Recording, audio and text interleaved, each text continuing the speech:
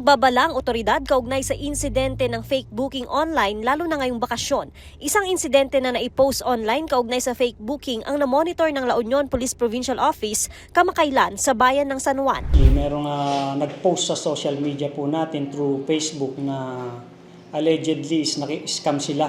Nag-parserve sila sa isang resort within our area dito sa may San Juan. Pero kalaunan isa napagkuhan nila na fake pala yung kanilang napasok na site. Pero yun nga, nung pumunta na sila dun sa area or sa resort, wala silang pangalan. Napiling ipagdiwang ni Jana at kanyang asawa ang kanilang anibersaryo sa LU. Residente sila ng Quezon City.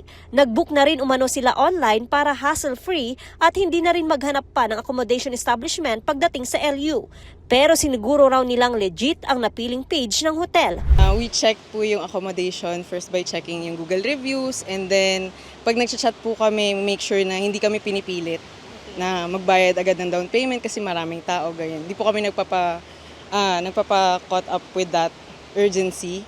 Kasi the more na sinasabi nila na urgent, na kailangan mag-down payment, yun yung parang smells like fishy for us, is parang more on scam side. And also we check for yung mismong page nila.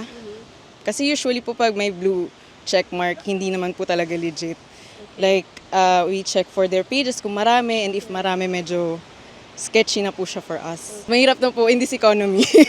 Ang hirap na po ma-scam talaga. Tsaka kaya we double check or triple check if we can. Payo ng otoridad, i-double check ang mga binibisitang page at huwag basta-basta magbayad ng down payment online kung hindi na sigurong legit ang mga nag-o-offer ng hotel accommodations.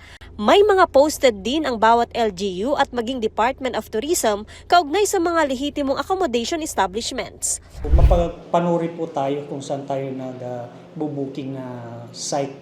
Kasi meron naman tayong accredited talaga na pwede nilang kuhan. Or itawag po sa ating kapulisan to verify. Joanne Punsoy, Balitang Solid North.